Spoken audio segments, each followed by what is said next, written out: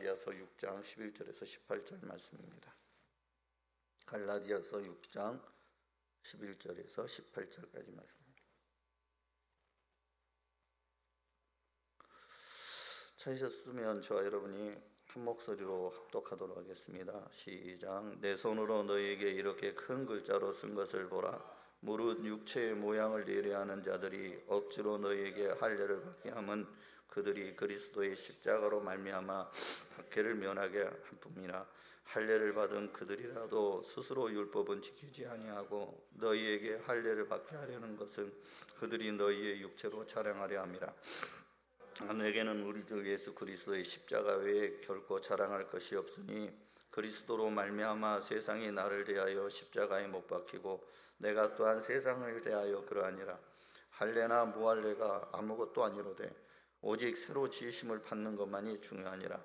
무릇 이 규례를 행하는 자에게와 하나님이 이스라엘에게 평강과 긍휼이 있을지어다. 이런 누구든지 나를 괴롭게 하지 말라. 내가 내 몸에 예수의 흔적을 지니고 있노라.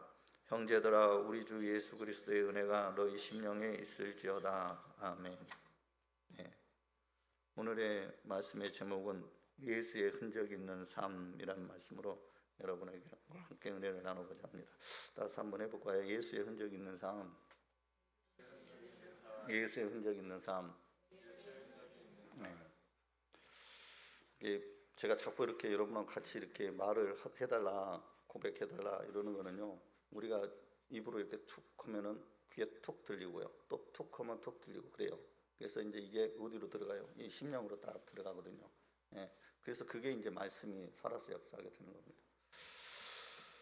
이 땅에 존재했던 모든 것에는 다 흔적이 있죠. 그러니까 어떤 흔적을, 그 사람 지나고 나면 흔적이 있어요. 그러니까는 사람이 살다 간 흔적, 옛날부터 살다 간 흔적들을 어느 날 뭐 공사를 하다가 발견하면 그 막 유물이라고 해갖고 뭐 보존해야 된다, 막 가치가 있다, 막 그러죠.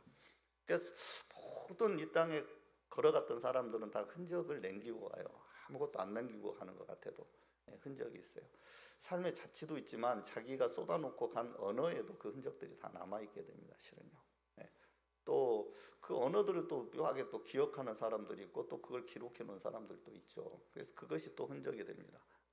이때 이 사람들은 어떤 언어를 쓰고 살았다, 이런 것도 흔적이 되죠.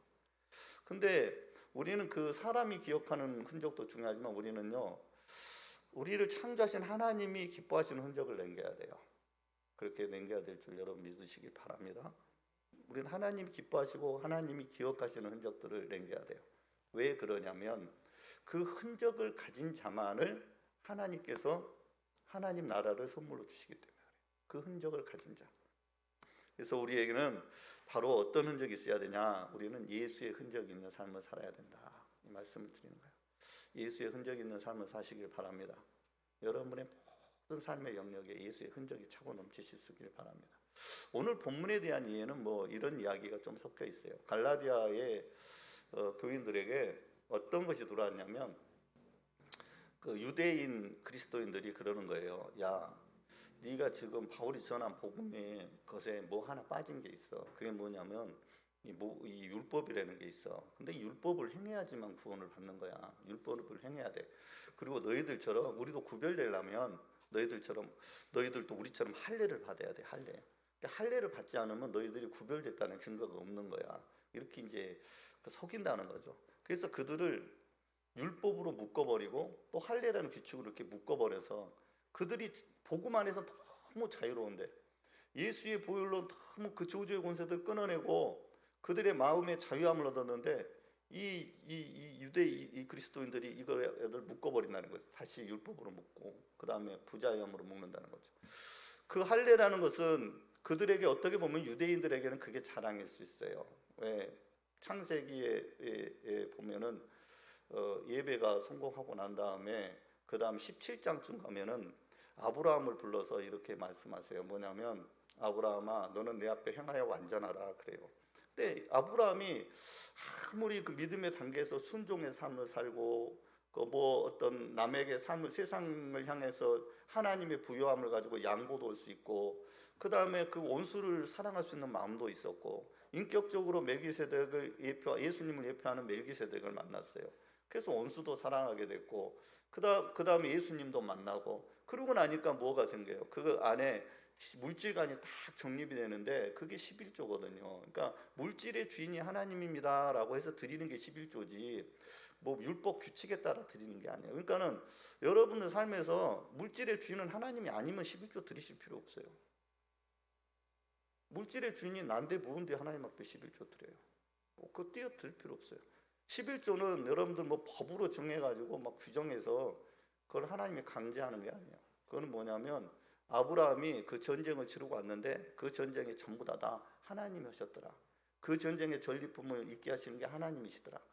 자기가 318명 가지고 그 전쟁에 승리한 게 아니라 하나님이 그 전리품을 주셨더라. 그래서요 자기에게 준다는 거 하나도 받지 않습니다. 거기서 전리품 하나도 받지 않아요. 자기들과 같이 행동했던 사람들한테만 좀 띄워줘라. 니들이 야 이 전쟁을 통해서 아브라함이 큰 부를 이뤘다고 니들이 그럴 것 같아. 난 두려워서 그거 못 받는다. 그러고 나서 하나님 앞에 11조 딱 띄어서 드려버립니다. 그게 뭐냐면 하나님이 하셨다는 거예요. 예수님이 멜기세덱이 와서 아브라함을 딱 만났을 때 가르쳐 준 것이 뭐냐. 멜기세덱이 그렇게 얘기하는 거예요. 야 아브라함아 이 전쟁은 누가 한 줄 알아? 야 그거 하나님이 하셨지. 가르쳐 줍니다. 여러분 예수님 우리 가운데 오시면요 뭘 가르쳐 줘요? 하나님의 주권을 세워드리는 거예요. 예수님 보시면 왜 그분 자체도 이 땅 가운데 하나님이시지만 그분도 순종해서 이 땅 가운데 오셨기 때문에 예수님을 여러분이 만났다 인격적으로 그러면 여러분 안에는 하나님이 정확하게 여러분의 아버지 되시고 하나님이 정확하게 여러분의 만왕의 왕이 되신 거예요. 아멘. 이해되시면 아멘 합시다. 아멘. 근데 없으면 고백 못하죠. 그러니까 11조의 개념 그거예요. 그렇게 했어요. 그렇게 하고 다 하고 했는데 예배도 성공했죠. 그러고 나서 물질관이 세워지니까 하나님께서 예배를 받으시고 불로 응답하시잖아요. 그러니까 우리가 예배에 나와서 예배자로서 성공하는 예배에 대한 거를 아브라함을 통해서 이렇게 보여주시는 거예요. 그랬는데 갑자기 17장에 나오셔갖고 너는 행하여 완전하라는 거예요. 여러분 어떻게 안전할 수 있어요? 사람은 하나님 앞에서 안전할 수 없어요. 아무리 의롭다 여김을 받아도 안전할 수 없어요. 근데 그때에 말씀하십니다. 뭐라고 하냐면 할례를 받아라. 할례를 받아라. 네 집 식구들 다 할례 받아라. 그 할례가 육체의 할례인 줄 아는데 여러분 그게 아니라 마음의 할례예요. 마음의 할례. 왜 그러냐면 성경에 예수님도 말씀하시고 잠언에도 말씀하시고 보면은 마음에 신명기에도 마음의 할례를 받아라. 귀의 할례를 받아라. 왜? 마음의 할례를 받아야 하나님의 말씀이 말씀되니까. 귀의 할례를 받아야 영적 귀가 열려서 하나님의 말씀이 들리니까 그렇게 할례를 받으라는 거예요. 근데 그러고 나서 아브라함에게 뭐라고 말씀하시냐면 야 할례를 받았어. 그 다음에 이렇게 얘기하세요. 할례를 행하고 나니까 뭐라고 하냐면 너는 이제부터 아브람이라 하지 않고 아브라함이라 하리라 이렇게 말씀하세요. 아브람하고 아브라함의 차이는 뭐냐면 르하 성령의 의미하는 생명이 그 안에 붙어진 거예요. 아브람에서 아브르함이 된 거는 성령의 사람이 되었다 그 말입니다. 그러니까 여러분 우리 안에 할례가 된다는 건 마음의 할례가 된다는 건 내 안에 들어와 있는 세상이 끊어진다는 걸 얘기하는 거고 세상이 끊어지는 내 마음 안에는 성령이 역사하셔서 그곳 가운데 하나님이 열매 맺을 수 있는 그 마음밭을 주신다는 거예요. 아멘. 네. 그래서 성령을 받으라는 거죠. 근데 여러분 이 사람들은 육의 것을 얘기하는 거예요. 그러니까 갈라디아 교회 안에 성도들이 다 이제 헷갈리기 시작하는 거예요. 그랬을 때에 그 사도 바울이 뭐라고 하냐면 야 그 사람들은 그거 자랑하려고 하는 거니까 너희들 속지 마 그렇게 얘기하시면서 하신 말씀이 내게는 우리 주 예수 그리스도의 십자가 외에는 결코 자랑할 것이 없으니 라고 얘기하는 거예요. 그러니까 야 너희들 율법으로 뭐 좀 안다고 자랑하지 마. 너희들이 지금 구별됐다고 자랑하지 마. 자 지금 우리 성도들 얘기해 볼까요? 누가 새롭게 신앙생활 한다고 전도돼 왔어요. 근데 그 사람이 하는 게 엉망진창이야. 근데 먼저 했던 사람들이 그 사람을 이렇게 단지하고 정죄하는 거예요. 여러분 예수님을 믿겠다고 들어온 그 모든 영혼들 앞에서 우리는 똑같은 죄인입니다. 아멘. 똑같은 죄인이에요. 그러니까 내가 좀 믿었다고 의인이 아니다 이 말입니다. 뭐가 의롭다 여기는 거야? 예수의 흔적이 있는 그것만 의롭다 여김을 받는 거예요. 내가 예수의 흔적이 있는 그 순간만 의롭다 받는 거예요. 예수의 흔적이 있는 내 영혼육이 의롭다함을 받는 거예요. 그냥 그렇다는 거예요. 그래서 바울이 15절에서 이렇게 얘기해요. 할례나 무할례가 아무것도 아니로되 오직 새로 지으심 받는 것만이 중요하다라고 말합니다. 네, 오늘 본문 15절에 그래요. 뭘로 그렇게 새롭게 지으심을 받아야 될까요? 근데 고린도후서 5장 17절에는요. 그리스도 안에 있으면 누구든지 새로운 피조물이라 그렇게 말합니다. 그리스도 안에 있으면. 예수 안에 있으면 그렇다는 거예요. 그래서 바울은 17절에 또 이렇게 얘기하는 겁니다. 내가 내 몸에 예수의 흔적을 지니고 있노라 이렇게 얘기해요. 그러니까 바울은 그런 거예요. 바울은 내가 예수의 흔적을 가지고 있다. 나는 예수에 속한 자다. 그래서 이게 새롭게 지음받은 자의 모습이다라는 걸 말하고 있는 거예요. 자, 헬라어로 흔적은 뭐냐? 흔적은 스티그마타라고 그럽니다. 스티그마타. 그래서 낙인을 얘기해요. 낙인. 그러니까 낙인은 어느 때 이제 하는 거냐면 소의 넓적다리에 이렇게 낙인을 찍었대요. 그러니까 주인이 자기 이름을 찍어 놓은 거예요. 누구 소유의 것이다 이렇게 찍는 거예요. 그럼 전쟁 포로도 그냥 이마에다 찍고 뭐 팔에다 찍고 뭐 다 하겠죠. 넓적다리도 찍고. 예. 또 노비는 어떻게 해요? 노비도 똑같이 이렇게 낙인을 찍어요. 누구 소유라는 거. 근데 이건 어떻게 보면 치욕스러운 거잖아요. 여러분 낙인이 찍히면 어떻게 해요? 옛날 노비법에는요. 죽어서도 그 주인을 못 떠납니다. 노비는. 죽어서도 그 주인을 못 떠나는 거예요. 근데 이거를 가져다가 이 단어를 가져다가 사도 바울이 그러는 거예요. 나는 예수의 흔적을 가졌다 이렇게 얘기합니다. 그러니까 이게 참 깊이 있는 얘기죠. 사도 바울이 그냥 진짜 노비같이 비루한 삶을 산 사람이 아니잖아요. 지금으로 말하면은 그 사람을 당할 사람이 없는 거예요. 지식으로도 당할 사람 없고 그 스펙으로도 당할 사람이 없고 그 다음에 자기의 신분으로도 당할 사람이 없어요. 예. 그런 사람이 뭐라냐 스스로 딱 너뎌져가지고 나는 예수의 흔적을 가졌다고 그러는 거예요. 나는 예수에 속한 사람이다. 좀 아름답게 들리잖아요. 근데 여러분 그냥 이 단어 자체가 그냥 누구에게 그냥 종처럼 끌려다니는 그 단어라니까요. 근데 그 단어 써서 나는 이제부터 예수의 종으로 살겠다. 언제부터요? 어느 때까지요? 내가 죽어서까지도 예수에게 속한 사람으로 살겠다고 이렇게 고백을 하는 거예요. 저와 여러분에도 우리의 모든 삶의 영역에서 이 고백이 있으시길 바랍니다. 우리는 예수의 흔적을 가지고 살아야 돼요. 그 흔적을 가진다는 말이 추상적인 말이 아니라 상당히 구체적인 얘기라는 거예요. 구체적인 얘기. 그래서요 고린도후서 3장 2절에서 3절을 이렇게 얘기하고 있어요. 말씀해주고 있어요. 같이 한번 읽어볼게요. 시작. 너희는 우리의 편지라 우리 마음에 썼고 무사람이 알고 읽는 바라. 너희는 우리로 말미암아 나타난 그리스도의 편지니 이는 목으로 쓴 것이 아니요 오직 살아계신 하나님의 영으로 쓴 것이며 또 돌판에 쓴 것이 아니요 오직 육의 마음판에 쓴 것이니라. 아멘. 예, 성령으로 쓰신 거래요. 우리 가운데 성령으로 와서 써주신 거라고 말씀하세요. 그러니까 사도 바울은 갈라디아에서 쭉 얘기를 할 때 나중에는 성령의 열매를 얘기해요. 그러니까 우리가 예수의 흔적을 가졌다는 것은 무엇이냐? 그거는 예수의 사랑이 우리 안에 들어와 있다라고 말을 합니다. 그거를 갈라디아서 5장 6절에서 그렇게 말을 해요. 예수의 사랑이 우리 안에 들어와 있다. 근데 그 예수의 사랑은 무엇을 맺게 하냐? 성령의 9가지 열매를 맺게 한다. 그러니까 사랑이 안에 다 들어가서 그 열매를 맺어주는데 여러분 기쁨도 예수의 사랑이 우리 안에 들어오면 기쁨이 되는 거고 우리가 하나님의 일에 충성하는 것도 예수의 사랑이 들어오면 그게 충성이 되는 거예요. 아멘. 내가 절제할 수 있는 힘도 뭐가 있어요? 예수의 사랑이 내 안에 들어오면 그게 절제가 되는 거예요. 온유함도 마찬가지고 자비도 마찬가지입니다. 그러므로 여러분 우리는 크든 작든 예수의 흔적을 여러분의 삶에 가지실 수 있기를 축복합니다. 여러분의 삶에 예수의 보혈로 여러분의 삶을 덮어나가시고 여러분의 죄악됨을 덮어나가시고 죄악의 흔적들을 덮으시고 그 위에 예수 그리스도의 흔적을 나타내시고 예수 그리스도의 편지와 향기가 되실 수 있기를 진심으로 축복합니다.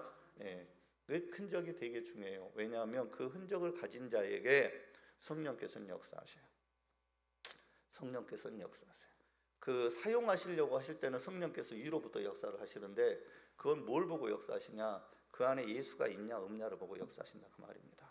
왜? 성령은 다양한 능력을 나타내지만 그 능력은 뭘 통해 나타내요? 예수의 이름을 통해 나타내요. 그러니까 여러분 그 성령은 계속해서 뭘 증거하시는 거예요? 예수의 이름을 증거하세요. 예수가 어떤 분인 걸 증거하세요. 예수의 능력이 어떠함을 증거하세요. 예수를 통하여서 우리에게 베푸신 그 은혜가 무엇인지를 증거하시고 깨닫게 하시는 거예요. 계속 예수에 관한 거예요. 계속 예수에 관한 거예요. 그러니까 여러분, 우리 안에 예수의 흔적이 있어야 돼요. 예. 내 안에 계신 성령님이 예수를 알게 하시지만은 예수의 능력을 나타내는 것도 마찬가지로 위에서 부어지는 성령인데, 그 부어지는 성령은 어떻게 임하냐? 여러분 안에 예수의 흔적이 있으면 임한다 이 말입니다. 그 예수의 흔적 보혈로 늘 덮으실 수 있길 축복합니다. 예. 첫 번째는 그러면 우리는 어디에 예수의 흔적을 덮어야 되냐? 우리는 예수의 흔적을 여러분의 영혼육에 가지실 수 있기를 축복합니다. 예. 영혼육에 가지실 수 있기를 바라요. 이것은 뭐냐면 내 자아가 죽고 내가 죽고 내 안에 예수님이 사시는 걸 의미해요. 그러니까 이 말은 즉 내가 지금 하나님의 자리에서 내려왔냐, 하나님으로 내가 주인을 삼았냐, 하나님이 여러분 안에 정말 만왕의 왕으로 계시냐라고 말하는 거예요. 이 말하는 것이 어떻게 내 안에 하나님이 계신지 어떻게 알 수 있어요? 예, 왕의 자녀는 누구의 말을 써요? 왕의 말을 써요. 예, 사단의 자녀는 누구의 말을 합니까? 사단의 말을 합니다. 근데 여러분, 우리의 입술 안에 그게 있다는, 여러분 거기에다 안 적어놨어요. 그냥 갑자기 제가 오늘 아침에 말씀 다시 묵상하다가 그냥 갑자기 이게 떠올라서 여러분하고 나누는 거예요. 우리 영혼육에 예수의 흔적을 가져야 되는데 그 흔적의 결과물은 어디냐? 우리의 언어에 있다고 말씀드리는 겁니다. 예수님께서 뭐라고 그래요? 그 밀리삭을 잘라 먹었던, 그 안식일에 밀리삭 잘라 먹었더니 그 제자들을 향해서 막 바리새인들이 막 흉을 잡고 책을 잡잖아요. 그때 예수님께서 뭐라고 합니까? 사람을 더럽게 하는 것은 들어갔다 나온 것이 아니라 입에서 나오는 것이 사람을 더럽게 한다. 그렇게 말씀하시잖아요. 예, 여러분 기억하시죠? 그런 말씀. 그래서 여러분 계시록에도 보면요, 이 세 재앙 곧 자기들의 입에서 나오는 불과 연기와 유황으로 말미암아 사람의 3분의 1이 죽임을 당하리라 이 말이에요. 그러니까 여러분 이 말이 뭔 말일까? 입에서 나오는 불과 연기와 유황. 예, 여러분 유황이요, 불 붙으면 몇 도로 타는지 아세요? 7,000도씨로 탄답니다. 그러니까 여러분 소돔과 고모라의 이렇게 조사한 다큐멘터리를 봤더니 진짜로 하늘에서부터 유황불이 떨어졌어요. 그러니까 유황불이 떨어지는 그 불이 온도가 7,000도라는 거예요. 그러니까 웬만한 거 다 타겠죠, 그죠? 예. 근데 여러분 여기 입에서 나오는 그게 불이 나오고 태우는 것들이 나오고 연기 혼미케 하는 것들이 나오고 또 뭐가 나와요? 완전히 그냥 다 해버린 유황불이 같이 나온다는 거예요. 뭐에서요? 우리 입에서요. 그러니까 여러분의 입에서 생명을 살리는 말씀이 나와야 된다 이 말입니다. 아멘. 그 말이 나오려면 우리 입술에 뭐가 있어야 돼요? 예수의 흔적이 있어야 돼요. 예수의 흔적.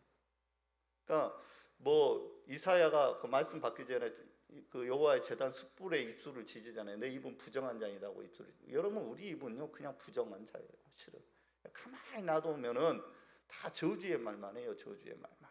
근데 여러분의 입술에 예수의 흔적이 있으시길 축복합니다. 네. 그래서 야고보서의 끝은 뭐라 하냐면 야고보가 중간에 그 혀를 제어하라고 그러잖아요. 혀를. 그러면서 마지막에 야고보서의 끝을 가서 보면요 믿음의 기도를 하라고 그럽니다. 믿음의 기도. 서로 죄를 고백하고 믿음의 기도를 해라. 예, 우리의 입술은 어디에 쓰라는 거예요? 예, 믿음의 기도를 하는 데 쓰라는 거예요. 예, 우리는 그래서 사람이 이렇게 교회 공동체 안에서 우리 만나면 어떤 말만 해야 돼요?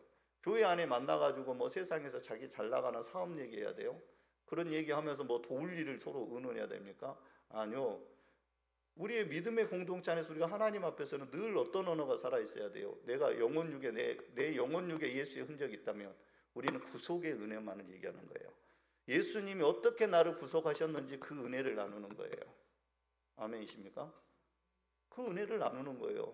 우리 교회 공동체 안에서는 그 은혜를 나누는 거지 세상 이야기를 하는 게 아니다 이 말입니다. 갈라디아서 2장 20절에 사도 바울이 고백한 걸 같이 한번 우리 읽어보도록 하겠습니다. 갈라디아서 2장 20절입니다. 시작. 내가 그리스도와 함께 십자가에 못 박혔나니 그런즉 이제는 내가 산 것이 아니요 오직 내 안에 그리스도께서 사신 것이라.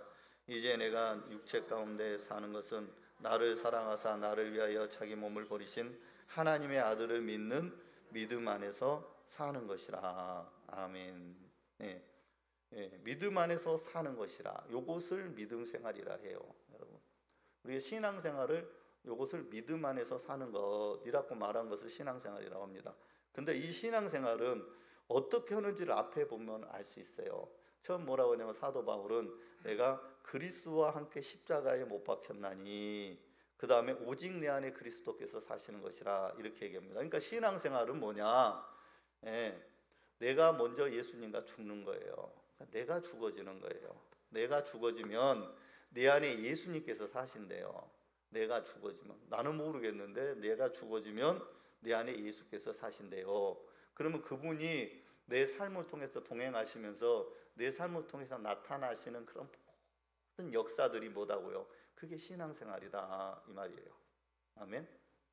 이해되시면 아멘 합시다. 아멘. 예, 빌립보서 3장 8절입니다. 같이 한번 또 읽어볼게요. 시작. 또한 모든 것을 해로 여김은 내 주 그리스도 예수를 아는 지식이 가장 고상하기 때문이라. 내가 그를 위하여 모든 것을 잃어버리고 배설물로 여김은 그리스도를 얻고. 예, 모든 삶의 가치가 변화된 사람, 그 사람 사도 바울이 고백한 거예요. 그러니까 예수의 흔적이 내게 있다라는 것은 그 나타난 증상은 뭐다? 지금 사도 바울의 고백처럼 야, 이 땅의 모든 것에 대한 것을 다 봤더니 뭐가 제일 가장 고귀하고 가장 높은 거예요? 예수를 아는 지식이 가장 고귀하고 가장 높은 지식이었다 그 말입니다. 그래서 그 지식이 가장 고상하기 때문에 나는 모든 것을 스스로 잃어버리고 그리고 배설물로 여겼다라는 거예요. 뭐를 하기 위해서요? 그리스도를 얻기 위해서, 그리고 그리스도의 부활에 참여하기 위해서 그랬다는 거예요. 그러니까 저 여러분이 내 영혼육에 예수의 흔적을 가지게 되면 내가 억지로 배설물로 여기고 싶지 않아도 그냥 배설물로 여겨져요. 그리고 예수의 이름이 얼마나 귀하고 아름다운 이름인지를 깨닫게 된다는 거예요. 깨닫게 된다는 거. 그러니까 여러분 끊임없이 여러분을 예수의 보혈로 이렇게 덮어 나가실 수 있기를 축복합니다. 그러니까 출애굽 때는 그 예수님의 보혈을 상징하는 그 어린 양의 피를 발라서 어디다 발라요? 문설주하고 좌우 임방에 바릅니다. 그게 발랐더니 하나님의 어떤 그 사망의 하나님 보내신 그 사망의 역사가 어디만 지나가요?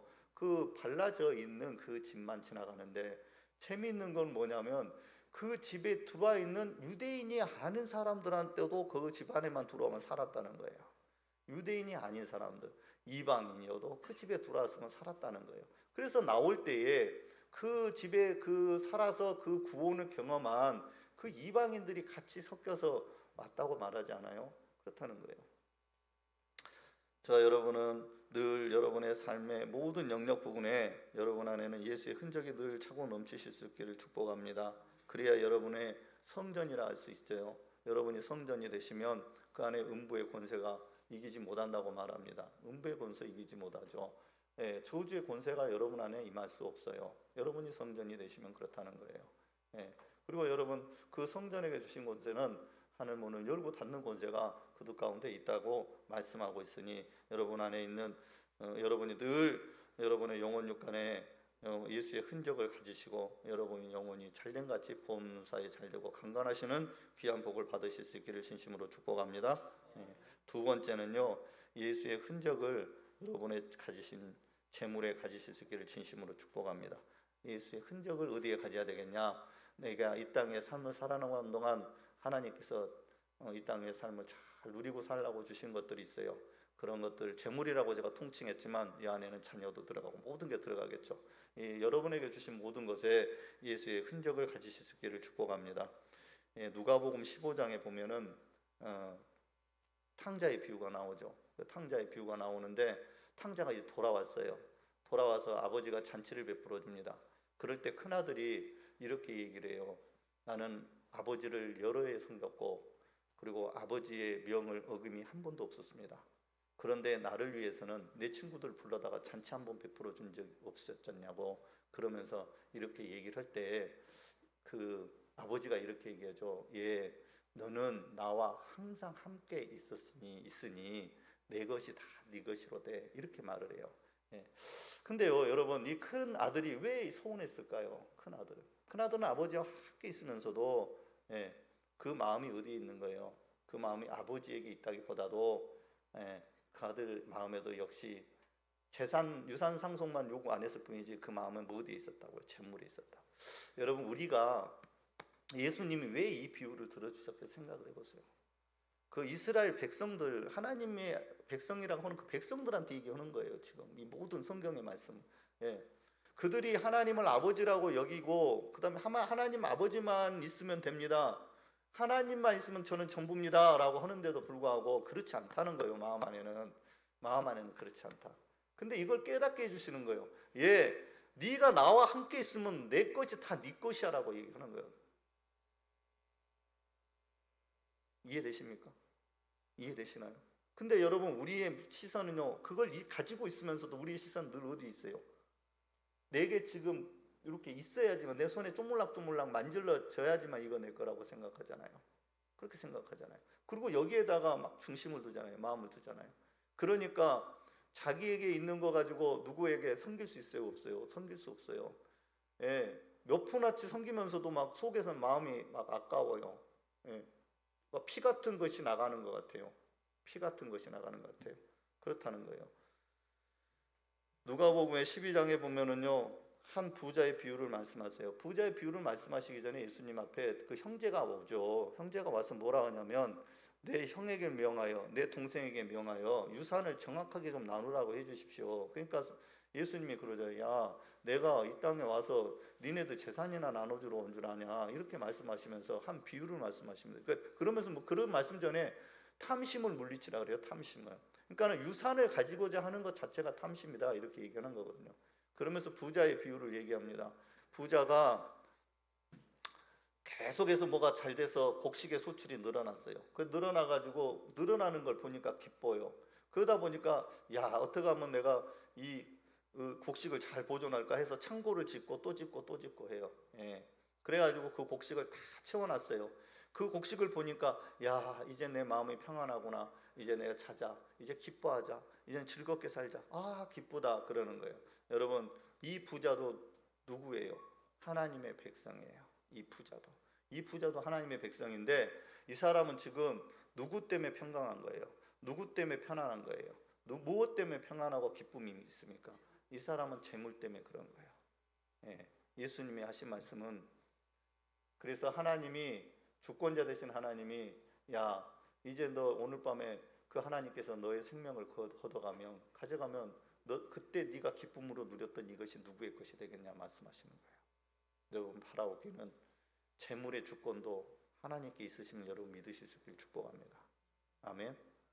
예, 그거를 믿으셔야 내가 누리고 있는 그 재물의 크기와 상관없이 늘 우리는 평안할 수 있어요. 평강할 수 있어요.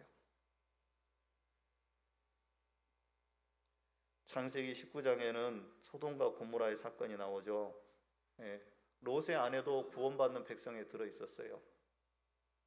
왜? 그 백성 아브라함을 기억하사 그 롯의 식구들은 다 건져내기로 하나님이 약속을 하셨거든요. 그래서 건져내셔야 되니까 그들도, 롯의 아내도 구원받은 백성이 있었다는 거죠. 여러분처럼요, 우리처럼 예배자 가운데는 다 부르심을 받아서 구원받은 백성의 초대장을 다 갖고 있어요. 예, 다 갖고 있어요. 근데요, 롯의 아내는 구원받지 못했어요. 왜 구원받지 못했어요? 뒤돌아봤대요. 뭘 뒤돌아봤어요? 거기에 있는 재물을 뒤돌아봤겠죠. 뭐 심심해서 뒤돌아봤을까요? 하나님 심판이 맞나 안 맞나? 그렇지 않아요. 하나님은 뒤돌아보지 말고 가라 했어요. 그 뭐예요? 너가 누렸던 것, 너가 누렸던 삶의 모든 것들, 그거 연연해하지 말아라. 그거 돌아보지 말아라. 그것에 너 마음에 드는 순간에 거기에 생명 없다. 그렇게 말씀하시는 거예요. 그래서 여러분, 롯의 아내는 소금 기둥이 됐대요. 소금 기둥. 여러분, 소금은 기둥되면 안 돼요. 소금은 녹아져야지. 소금은 녹아져야지. 재물이 주인이 누군가예요. 이것이 명확하지 않으면요, 실은요, 우리는 재물을 다스릴 수 있는 권세가 없습니다. 미안하지만 우리에게 어떤 재물이, 아니 우리 아들 딸도 뭐 다스리지 못하겠는데 뭐 내 말 들어요? 다 지들 마음대로 살게 크잖아요. 듣는 것 같은데 자기 마음대로 살아가잖아요. 그잖아요. 재물도 마찬가지예요. 그리고 우리가 다스릴 수 있을 거라고? 못 다스려요. 결국은 어떻게 되래요? 재물이 그 사람의 주인이 되는 거예요. 그래서 그 사람은 이리 끌고 다니고 저리 끌고 다니고 그렇게 비참하게 끌고 단다는 거예요. 그래서 결국은 우리는 물질을 섬기는 종이 될 수밖에 없다라고 예수님도 말씀하세요. 그래서 마태복음 6장 24절을 한번 봅시다. 마태복음 6장 24절 같이 한번 읽어볼게요. 시작. 한 사람이 두 주인을 섬기지 못할 것이니 혹 이를 미워하고 저를 사랑하거나 혹 이를 중히 여기고 저를 경히 여김이라. 너희가 하나님과 재물을 겸하여 섬기지 못하느니라. 아멘. 예, 우리가 하나님과 재물을 겸하여 섬길 수 없대요. 그러니까 둘 중에 하나만 섬긴다는 거예요. 실은 둘 중에 하나만. 바라옵기는 우리가 재물을 다스릴 수 있는 권세는 누구에게 있어요? 예, 그걸 다스릴 수 있는 권세는 우리를 창조하시고 이 세상을 주관하신 주권자 되시는 하나님 손에 올려드리면 그 하나님이 다스림의 권세를 주시는 거예요. 아멘. 디모데전서 6장 17절에서 19절입니다. 같이 한번 읽어보시기 바랍니다. 시작. 네가 이 세대에서 부한 자들을 명하여 마음을 높이지 말고 정함이 없는 재물에 소망을 두지 말고 오직 우리에게 모든 것을 후히 주사 누리게 하시는 하나님께 두며 선을 행하고 선한 사업을 많이 하고 나누어 주기를 좋아하며 너굴한 자가 되게 하라. 이것이 장래에 자기를 위하여 좋은 터를 쌓아 참된 생명을 취하는 것이라. 아멘. 네, 이 말씀 안에 다 들어있죠. 그러니까 여러분 우리에게 부요함을 줬어요. 근데 부요함을 주면은 그 사람이 필경 맞이하는 건 첫 번째 증상은 뭐다? 교만해진다. 그겁니다. 그러니까 우리가 다스릴 수 없을 때 교만해져요. 근데 우리에게 부함을 주면 줄수록 하나님 손에다 올려드리면 어떻게 돼요? 점점 교만해지죠. 점점 겸손해지죠. 근데 세상의 부한 자들에 속해지면은 그렇지 못한다는 거예요. 그러니까 우리가 이거는 그냥 반면교사로 늘 삼아야 되는 거예요. 하나님은 때에 따라서 어떤 자들에게는 물질의 부요를 많이 줄 수 있어요. 그냥 어떤 자에게는 명예의 부요를 많이 줄 수 있습니다. 어떤 자에게는 다 없는데 자녀가 부요해요. 예? 그러니까 부요함이 다 각기 다 다를 수, 전부 다 그냥 풀 종합 세트로 온 사람도 있겠지만 다 각기 이 땅의 삶을 살아나갈 때 하나님의 백성으로 하나님이 영광 받으시려고 무엇 하나는 여러분 찾아보시면 부요함이 있어요. 보니까 그러더라고. 저도 이렇게 세상 살아보니까 이제 넘어가고 나이가 이제 점점 넘어가면서 보니까 그 옛날에는 별 볼 일 없었던 것 같은 친구를 보면 힘든 인생을 살았던 그 친구들을 보면 그냥 자식들이 번듯하게 잘 돼 있는 걸 봐요. 제 저쪽에 있는 친구 같은 경우는 얘들이 그 개인 인생은 참 내가 봤을 때는 너무 고생된 인생을 살았는데 그 얘들이 그 삼형제가 그렇게 잘해요. 부모한테 너무 잘해요. 제 나이에 걔는 이미 할아버지가 돼가지고 너무 그렇게 잘해요. 그래서 내가 그걸 보면서 야, 하나님은 어떤 곳에도 부유함을 주시는구나. 걔는 너무너무 행복하대요. 지금 그 삶이 너무 그동안 살아온 그래도. 그러니까 하나님은 이런 걸 주시는. 근데 여러분 이거를 받았을 때 우리는 여기에다가 소유권을 누구에게 드려야 된다고요? 하나님 앞에 드릴 수 있어야 된다. 그럴 때 여러분 우리 안에 평강이 진짜 임하는 거예요. 이걸 내가 누리는 것을 내가 어떻게 해보려고 내가 주인 돼서 그 흔적을 내가 주인 된 흔적을 가지고 살아가면 우리는 물질 때문에 고민해야 됩니다. 우리는 자녀 때문에 고민해야 돼요. 우리는 내가 가지고 누리고 있는 지위 때문에 고민해야 돼요. 이 지위에서 내가 내려가지 않을까? 혹시 나는 올라가야 되는데 못 올라가지 않을까? 이런 직장 생활하면서 그런 것도 고민되는 거예요. 근데 여러분 그거 하나님이 내게 주신 거고 하나님께 속한 것이다라고 내가 인정해 드리면 그 일을 이루실 분은 누구예요? 하나님이시고 그걸 유지하게 하시는 분도 하나님이시고 때론 나를 낮추시기 위해서 내리신다면 그것도 감사함으로 받을 수 있으니까 하나님의 것을 인정하면 감사함으로 받을 수 있다는 거예요. 그게 여러분 디모데전서 6장 17절에서 19절에서 말씀하시는 거예요. 하나님은 후히 주사 누리게 하시는 하나님이다라고 말씀하시잖아요. 여러분 우리가 나눌 때에 더 누리게 하시죠. 우리가 베풀 때에 더 후하게 주시죠. 선한 사람 많이 하면 더 후하게 주시죠. 내 안에 있는 선을 자꾸 흘려보내면 하나님의 선이 내 안에도 들어오겠죠. 그렇다는 거예요. 하나님이 채우시는 분이니까 누리게 하시는 분이니까. 그래서 저와 여러분은 여러분이 누리고 사는 모든 영역의 것을 제가 그냥 재물이라고 이름을 붙였는데요. 그 재물의 주인이 하나님이심을 인정하시고 고백하시면서 재물의 예수의 흔적을 가지시면서 여러분이 축복의 통로가 다 되어서 이 땅 가운데 하나님 앞에 열매 맺어드릴 수 있기를 진심으로 축복합니다. 세 번째입니다. 예수의 흔적을 시간에 가지시기를 축복합니다. 예수님께서 계시록 22장 13절에 이렇게 말씀하세요. 나는 알파와 오메가요 처음과 마지막이요 시작과 마침이라. 이 말씀 뭐냐면 예수님이 알파와 오메가고 시작과 마침이라는 말은 뭐냐면 시간의 주인이 누구다? 예수님이시다. 이렇게 말씀하십니다. 창세기 1장 14절에도 같은 말씀이 있어요. 같이 한번 읽어볼게요. 시작. 하나님이 이르시되 하늘에 궁창과 강명체들이 있어 낮과 밤을 나뉘게 하고 그것들로 징조와 계절과 날과 해를 이루게 하라. 넷째 날 하나님이 창조하신 거예요. 넷째 날. 그러니까 우리가 누리는 시간의 모든 영역을 누가 창조하셨냐? 하나님이 창조하셨다는 거예요. 근데 여러분, 마귀는 아담과 하와를 유혹할 때 어떻게 유혹해요? 야, 죽지 않아, 죽음 오지 않아, 이렇게 얘기합니다. 그 후로 사람들은요 자신의 시간이 주인인 것처럼 살아가요. 우리도 마찬가지로 잊어먹으면 그렇게 살아갑니다. 곧 오늘 죽을지도 모르는데 죽지 않을 거라고 생각하며 살아가죠. 영원히 살 것처럼 살아가요. 그렇지만 여러분, 우리는 반드시 육신을 벗을 때가 온다고 말합니다. 우리가 육신에 벗을 때가 오면 그때서야 시간의 주인이 자신이 아님을 깨닫고 후회해도 그때는 이미 때가 늦었다. 그때는 후회해도 소용없다라고 말합니다. 육신의 옷을 벗고 나면 누구나요 이렇게 예수의 흔적을 시간에 남기고 산 사람, 그 사람만이 누구든지 그 사람만이 어디에 들어가는 거예요? 하나님 예비하신 영원한 시간 속에 들어가는 겁니다. 여러분, 영혼의 시간을 시간으로 계산해 보면 몇 시간이나 될 것 같아요? 영혼의 시간이 계산할 수 없습니다. 영혼은 끝도 끝도 없는 시간이에요. 끝도 없는 시간입니다. 그러니까 여러분, 우리가 딱 육신의 옷을 벗으면요 영원한 지옥, 영원한 천국이란 말이 우리 추상적으로 영원한 지옥, 영원한 천국 이렇게 얘기하잖아요. 계속 떨어지는데, 지옥으로 그 어둠으로 계속 떨어지는데 엄청난 빛의 속도로 떨어지는데 그걸 영혼으로 떨어지는 거예요. 영혼으로.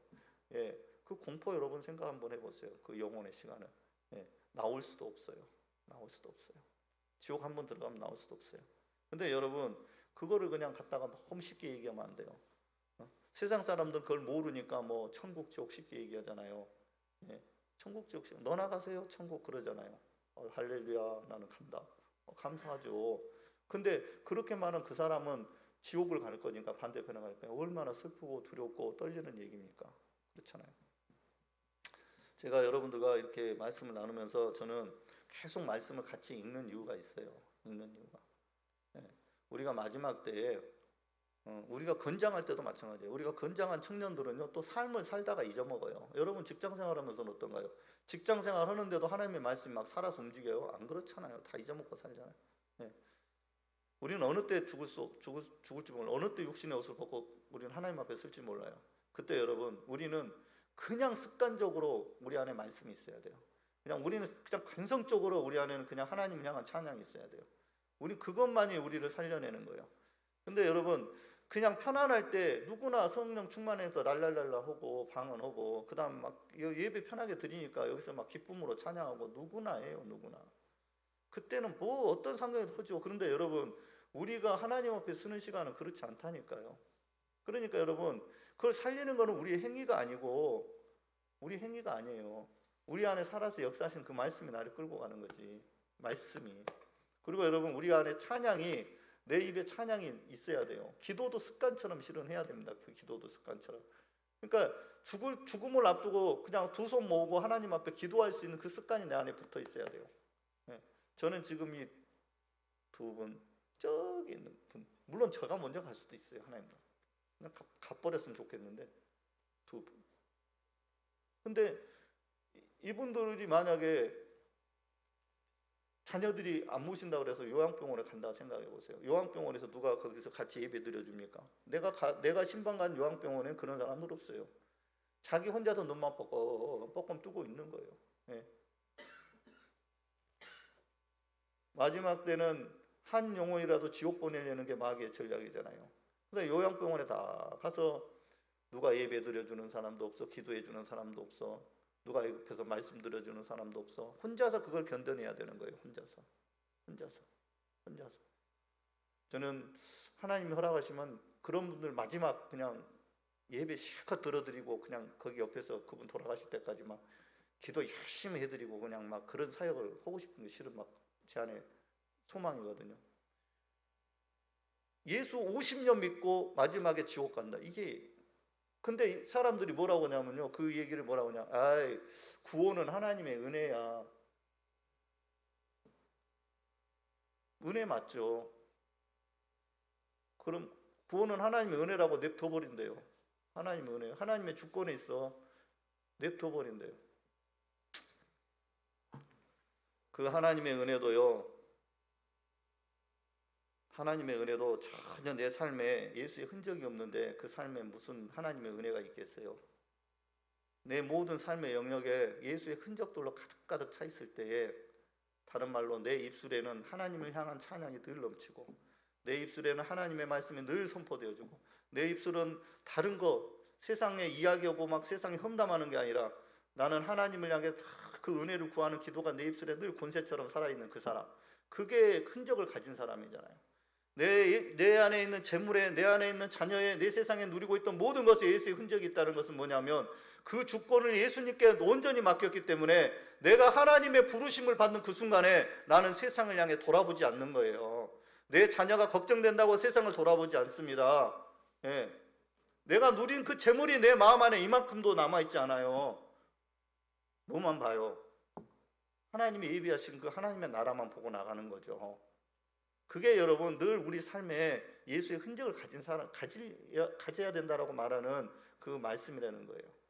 여러분의 시간 안에도, 여러분의 온 영혼 육아 안에도, 여러분의 입술에도, 여러분 또 여러분의 누리고 사는 그런 모든 것에도 전부 그게 누구에게로부터 왔고 하나님께로부터 왔고 그게 내가 누리지만 하나님의 것이고, 그래서 여러분 끊임없이 그 안에 예수의 흔적을 붙이실 때에 여러분의 재물을 지키는 거요, 내가 현재에서 누리는 재물요, 예수의 흔적이 있으면 건들지 못합니다. 어떻게 마귀가 와서 내 재물을 뺏어가며 내게 누리는 하나님 주신 그 복을 뺏어가며 어떻게 그게 도둑질해 갈 수 있어요? 내가 지키면은 도둑질 당합니다. 하나님이 지키시면 그거 지켜내는 거예요. 그게 여러분 예수의 흔적을 붙이는 거예요. 내 자녀요, 하나님 손에 올려드리면 우리 주님이 지켜내시는 거예요. 내가 지키려고 못 지켜요. 내가 어떻게 지켜요? 이놈은 더 살아서 움직이는 놈인데 못 지킵니다. 여러분의 시간 안에도 여러분 다 예수의 흔적이 넘치실 수 있기를 축복합니다. 우리가 이 시간의 주인이 우리가 돼서 살아가잖아요. 그러면요, 하나님은 기억하시지 않아요. 그러니까 시간에 여러분 예수의 흔적을 붙이시기 바랍니다. 가인이나 함의 족보를 한번 창세기 한번 읽어보세요. 가인의 족보, 함의 족보. 이름만 간신히 적어놨어요. 몇 년 살았다, 몇 년 살았다가 없습니다. 자기들은 열심히 살았어요. 산 삶의 모습을 보면요, 정말 성 쌓고 열심히 살아요. 그냥 뭐 땅도 뺏어가면서 열심히 삽니다. 자기 부유함도 누리고 열심히 살아요. 음악도 만들어서 자기들이 기뻐하면서 삽니다. 결혼도 한 번 하는데 2번 하고 3번 하면서 삽니다. 그렇게 살아요. 육체적 쾌락에 삽니다. 근데요, 하나님은 그들의 시간을 기억하지 않아요. 왜요? 그들의 시간은요, 죄로만 얼룩진 시간이에요. 하나님이 싫어하시는 걸로만 얼룩진 시간이에요. 하나님은 기억조차 하시기 싫은 시간이에요. 그 시간을 살았기 때문에 함과 가인의 족보에는 그들이 산 시간이 기록되지 있지 않습니다. 근데요, 하나님은 기록한 시간들이 있어요. 어떤 시간들요? 경건한 셋의 자손들의 시간들. 그들은 몇 년 살았다, 몇 년 살았다, 하나님과 동행했다, 이런 기록들이 있어요. 거기는 하나님이 기억하시는 시간이에요. 1분 1초도 하나님은 다 기억하시는 시간이에요. 얼마나 아름다운 시간이면 하나님이 기억하시겠어요. 셋의 후손들, 셈의 후손들은요, 예배자로 부름받았죠. 그 예배자로 부름받은 사람들의 시간은 또 하나님이 다 기억하셔요. 그렇다는 거예요. 여러분과 저는 하나님이 기억하시는 시간, 그 시간은 어떤 시간이냐? 그 우리가 살아가는 모든 시간 안에 예수의 흔적이 있는 시간, 예수 그리스도의 이름을 붙들고 살아가는 그 시간, 그 모든 시간 안에 우리 주님 앞에 올려드리는 그 시간, 그 시간만은 우리 하나님께서 기억하시고 그 시간을 통해서 하나님은 영광을 받으시는 거예요. 아멘. 출애굽기 2장 24절입니다. 같이 한번 읽어볼게요. 하나님이 그들의 고통의 소리를 들으시고 하나님이 아브라함과 이삭과 야곱에게 세운 그의 언약을 기억하사. 하나님이 기억하셔야 구원의 역사도 시작돼요. 하나님이 기억하셔야. 그러니까 그 제자들은 그러죠. 주님 언제 오실랍니까?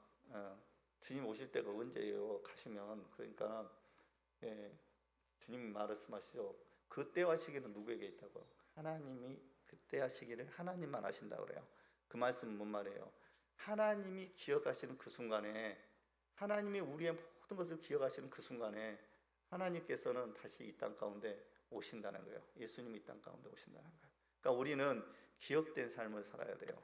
자, 이거를 우리 현장으로 딱 붙여서 말을 하면 이런 거예요. 뭐냐면 내가 예수의 흔적을 가지고 내 시간을 살아갈 때 그 즉시 내 마음 안에 하나님의 나라가 임하는 것은 그걸 기억하신 그 하나님께서 내 안에 오시기 때문에 임하는 거예요. 그러니까 우리가 마지막 말세의 삶을 살아갈 때도 마찬가지입니다. 이 땅의 삶이 너무 힘들어요. 그 흔적을 가지고 살아가지만 너무 힘들고 고통스러워요. 그때 이스라엘 백성처럼 그들이 부르짖습니다. 그럴 때 하나님은 기억을 하시는 거예요. 그 약속을 기억하셨다고 돼 있지만 그건 약속을 기억하시고 돼 있죠. 그 약속이 뭡니까? 약속이 구약에 있는 하나님이 하신 약속이 뭐예요? 약속이 그 약속은요 예수를 나타내요. 모든 성경의 모든 구절을 다 아무렇게나 다르게 표현해도 그거는 뭐냐면 예수 그리스도를 통한 약속을 얘기하는 거예요. 그러니까 6월절 어린 양도 예수 그리스도예요. 그러니까는 이걸 기억하시는 거예요. 예수의 흔적이 있는 약속을 기억하시는 거예요. 그래서 여러분의 모든 삶 안에 여러분 예수의 흔적이 되실 수 남아 있을 수 있기를 진심으로 축복합니다. 그 시간은요 우리가 예배자로 또 이 공예배자로 또는 여러분의 삶의 코람데요 하나님 면전에서 드리는 예배자의 삶을 살아가는 거, 이 모든 것들이 나를 만나 주시는 그 하나님의 은혜가 어디서 거기서 경험되어지죠. 그러니까 우리가 하나님의 시간을 하나님 예수의 흔적으로 드릴 때에 그곳 가운데 우리 하나님은 나를 만나 주시고 그 만난 하나님이 누구의 하나님이에요? 나의 하나님. 아브라함의 하나님도 아니고 이삭의 하나님도 아니고 야곱의 하나님도 아니고 나의 하나님이 되시는 그러한 하나님께서 기억하시는 그러한 시간이 된다는 사실을 여러분 기억하실 수 있기를 바랍니다. 두 번째는요, 우리가 시간이 주인이 되어서 살아가는 인생은 늘 조급해요. 늘 조급합니다. 디모데후서 3장 4절을 한번 같이 읽어보도록 하겠습니다. 시작. 배신하며 조급하며 자만하며 쾌락을 사랑하기를 하나님 사랑하는 것보다 더하며. 이 말씀은 말세에 고통하는 때가 이르리니라고 시작하는 말씀이에요. 그때 나타나는 현상이에요. 근데 여러분 내가 시간의 주인이 되면은 불안하고 늘 염려스럽죠. 그러니까 그 시간들이 늘 그 시간들을 내가 누리며 살아가지 못하고 늘 그 시간에 우리는 조급해 한다는 거예요. 여러분 안에 조급함이 있습니까? 안에 조급함이 있으면 그 시간에 지금 주인이 누구인지를 다시 한번 점검해 보세요. 내게 허락한 이 시간에 지금 내가 주인 되지 않았나 생각을 해보세요. 하나님은 늘 우리에게 좋은 걸 주시기를 원하세요. 성경에 보면은 그래 좋으신 하나님이시잖아요. 근데 그 좋은 걸 주기를 원하시는 그 하나님은 어느 때 주셔요? 우리는 잘 몰라요. 내가 내 시간의 주인이 되면 내가 시간의 창조자도 아니고 내가 시간의 실은 주관자도 아니에요. 그런데 나는 내가 시간의 주관자인 것처럼 내가 그렇게 살아가요. 그러다 보면은 늘 나는 내 스케줄에 맞추고 내 감정에 맞추고 내 계획에 맞춥니다. 그러니까 늘 조급해요. 빨리 됐으면 좋겠는데 안 돼요. 근데 여러분 하나님에게 맡기면요 우리 안에 하나님이 이루실 것들이 기대가 돼요. 소망이 되고 하나님은 어느 때 주세요? 우리에게 가장 좋을 때 주신다고 그래요. 어떻게 해요? 가장 좋은 곳으로 채우신다고 늘 그렇게 말씀하고 있다는 사실을 여러분 기억하실 수 있기를 바랍니다. 내가 시간의 주인이 되면 조급하죠. 조급하니까 어떡합니까? 내가 먼저 배신도 하죠. 나에 대해서 내가 배신하기도 해요. 사람을 배신하는 게 아니라 하나님도 배신하죠. 나와 관계 맺는 사람도 배신합니다. 왜? 내 시간이 돼갖고 이루어지지 않으면 이 사람 필요 없으니까 딱 배신해 버릴 수 있어요. 그렇잖아요. 여러분이 사람과의 어떤 관계에서 돌았을 때를 생각해 보세요. 왜 돌아서는지. 여러분하고 같은 시간을 살아가는 그 사람에게서 왜 내가 마음을 거두고 돌아서는지. 여러분의 시간에 여러분의 스케줄을 맞추기 때문에 그래요. 하나님의 시간에 맡겨드리면 우리는 인내하고 기다릴 수 있는 거예요. 그렇습니다. 자만하는 것도 뭐 그래요. 내가 시간의 주인 되면 그럽니다. 쾌락은 더더욱 그렇죠. 내가 시간의 주인 되면 내가 쾌락의 삶을 살아가는 거죠. 내 시간이니까. 그러나 여러분, 예수의 흔적이 있는 사람들은요 늘 인내하고 그 인내로서 열매를 맺는다는 사실을 여러분 기억하실 수 있기를 바랍니다. 그러니까 우리에게 주신 모든 것에 나 대신에 예수의 이름으로 이렇게 탁 흔적을 찍어 놓으실 수 있기를 진심으로 축복합니다. 그 삶을 살아가실 수 있기를 진심으로 축복합니다. 오직 예수의 이름에 다스림의 권세가 있음을 여러분 깨달으시고요, 여러분 안에 예수님을 뜨겁게 사랑했었던 흔적들이 있을 거예요. 예. 예배에 어느 때인가 나의 예배에, 하나님께 드렸던 나의 예배가 다 감격이 있었지. 늘 성령의 충만함이 있었지. 늘 하나님이 나를 구속하신 그 은혜 때문에 내가 다 눈물을 흘리곤 했었지. 그런 예배가 여러분 다 여러분의 삶에 넘치시길 바랍니다. 그게 없으면은 나는 어쩌면 형식적인 예배자가 돼 있을 수도 있어요. 여러분 기도가, 여러분 하나님 앞에 드리는 기도가 늘 감사의 기도가 있었습니까? 그때는 있었을 거예요. 주님을 처음 만나면 늘 감사하거든요, 모든 게.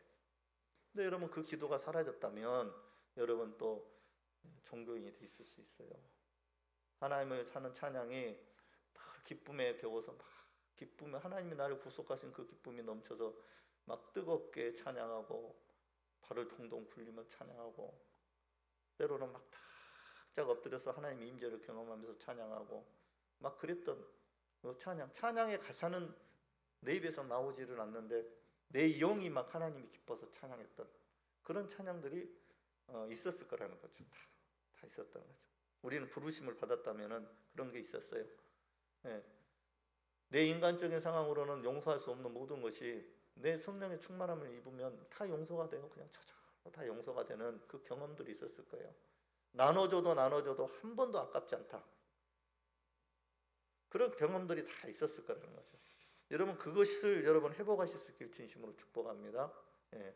그거 여러분의 삶에 회복되실 수 있길 바랍니다. 그것이 여러분 예수의 흔적을 가지고 이 땅의 삶을 살아가는 거예요. 그리고 그 삶을 하나님은 기뻐하시고 그 흔적을 보시고 하나님이 예비하신 영원한 나라를 여러분에게 주신다는 사실을 여러분 기억하실 수 있기를 진심으로 축복합니다. 예, 기도하겠습니다. 사랑의 하나님 아버지, 은혜를 감사합니다. 귀하고 복된 날 우리에게 허락하시고 우리를 예배자로 부르시고 하나님 예배케 하시는 은혜를 감사합니다. 오늘 말씀을 통하여서 이 땅에 우리에게 허락하신 모든 것들에 우리 주님의 흔적을 붙이고, 그리하여 그 모든 소유권이 우리 주님에게 있음을 우리가 인정하면서 이 땅에 믿음의 여정을 살아나갈 때에 우리의 삶에 하나님께서는 귀한 열매를 맺게 하시고, 또한 하나님이 예비하신 영원한 나라를 우리 심령 가운데 이루어가며, 또한 하나님이 예비하신 영원한 나라에도 우리가 다 그 삶을 천국에 들어가고 그 안에서 영원한 시간을 하나님께 누리게 된다는 사실을 오늘 깨닫게 됩니다. 하나님 아버지, 그러하오니 우리의 믿음의 예배자들 가운데에 하나님을 처음 만나고 우리 주님을 처음 만났던 그 구속의 기쁨 가운데에서 우리가 누려왔던 그 흔적들이 있었다면은 그 흔적들을 다시 회복하여서 우리의 다음 나아가는 모든 믿음의 여정 가운데도 하나님 그 기쁨들이 우리 가운데 흘러 넘치게 하여 주셔서 우리 안에 온전히 주인 되신 우리 주님만 영광 받으시는 귀하고 복된 믿음의 여정이 되게 하여 주시옵소서. 오늘도 살아서 역사하시고 우리의 만왕의 왕이 되시며 우리를 다스리시고 통치하시며 우리를 이 땅 가운데 살아나가는 동안에 늘 후히 주시고 그리고 모든 것으로 채워주시는 우리 주 예수 그리스도를 받들어 기도드리옵나이다. 아멘. 찬송가 191장